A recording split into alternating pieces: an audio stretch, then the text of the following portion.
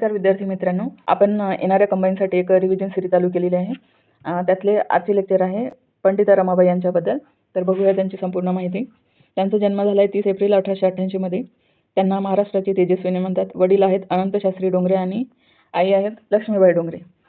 वडिलांनी पत्नी आणि मुलीला संस्कृत शिकवल्याने त्यांचा खूप छळ झाला आणि त्यांना गाव सोडावे लागले। त्यांचे मूळ गाव आहे गंगामूळ, जे की आहे कर्नाटक संस्थानातील मंगलोर जवळ। गाव सोडल्यानंतर हे कुटुंब मद्रास इलाख्यात आले, पण मद्रास प्रांतात त्यावेळी दुष्काळ होता आणि दुष्काळात त्यांचे आई वडील आणि थोरल्या बहिणीचा मृत्यू झाला। नंतर रमाबाई आणि त्यांचे जे थोरले भाऊ आहेत दोघेही कलकत्ता शहरात आले। तेथे कोलकाता विद्यापीठाने त्यांना पंडिता आणि सरस्वती ह्या पदव्या बहाल केल्या। 1880 मध्ये त्यांनी विपिन बिहारीदास मेधावी या बंगाली वकिलांसोबत नोंदणी पद्धतीने विवाह केला, पण विवाहाच्या 1.5 वर्षाच्या आतच त्यांच्या पतीचा मृत्यू झाला। त्यांना एक कन्या होत्या मनोरमा, तिला घेऊन त्या परत महाराष्ट्रात आल्या। पुण्यात आल्यानंतर त्यांनी इंग्रजी शिकण्यास सुरुवात केली। लंडनला त्यांनी वैद्यकीय शिक्षण व दीनदुबळ्यांची सेवा करण्याच्या विचाराने गेल्या, पण तेथे त्यांनी ख्रिश्चन धर्माची दीक्षा घेतली।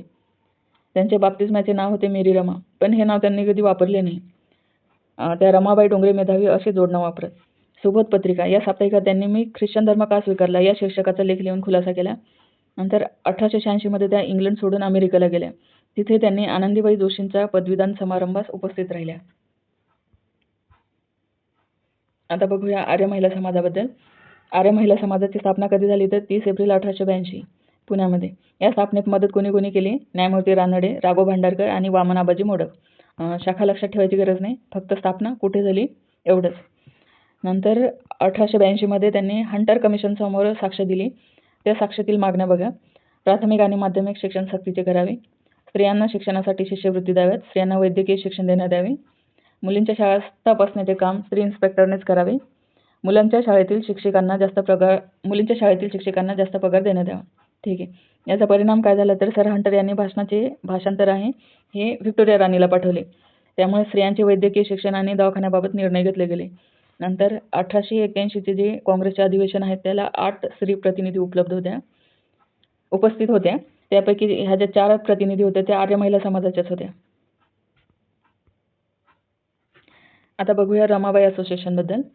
हिंदुस्थानातील बालविधवांबद्दल अमेरिकेतील स्त्री पुरुषांमध्ये खूप सहानुभूती होती, त्यामुळे 1887 मध्ये रमाबाई असोसिएशन ही संस्था त्यांनी स्थापन केली, पण ती बंद होऊन नंतर मग अमेरिकन रमाबाई असोसिएशन ही संस्था स्थापन झाली। ही संस्था केडगावमधील शारदा सदन या संस्थेशी निगडीत होती। नंतर 1888 मध्ये पश्चिम अमेरिकेतील लोकांनी Ramabai Association of Pacific Coast ही संस्था स्थापन केली आणि त्यांच्या कार्यास हातभार लावला। आता बघूया शारदा सदन। 11 मार्च 1889 मध्ये मुंबई येथे विल्सन कॉलेजजवळ शारदा सदन त्यांनी स्थापन केले। यातली पहिली मुलगी कोण होती तर शारदा गद्रे, आणि इथंच नावावरून या संस्थेला शारदा सदन नाव देण्यात आले।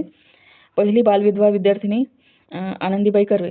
ॲक्च्युली ह्या गोदूबाई कर्वे आहेत, ज्यांचा विवाह महर्षी कर्वे यांच्याशी झाला होता, आणि हे आनंदीबाई कर्वे हे त्यांचं विवाहानंतरचं नाव आहे। शारदा सदनचं सल्लागार मंडळ कोण आहे तर न्यायमूर्ती रानडे, डॉक्टर राघव भांडारकर, न्यायमूर्ती के.टी. तेलंग आणि कृष्णाजी नुलकर। 1890 मध्ये शारदा सदन मुंबईहून पुण्यात आणण्यात आले।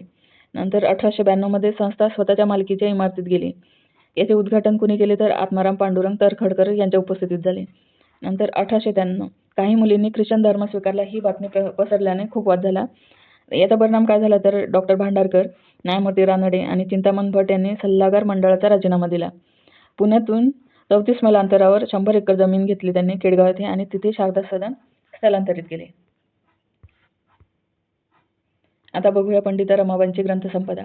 यामध्ये त्यांचं आत्मचरित्र आहे, माझी साक्ष, नंतर the high caste in woman, स्त्री धर्मनीती, इंग्लंडचा प्रवास, हिंदुस्थानी भाषेचे व्याकरण, अ टेस्टिमनी, प्रभू येशूंचे चरित्र, मी किती सोसू, आणि युनायटेड स्टेट्सची लोकस्थिती आणि प्रवास वर्णन, हे जे आहे त्यांचं प्रवास वर्णन आहे।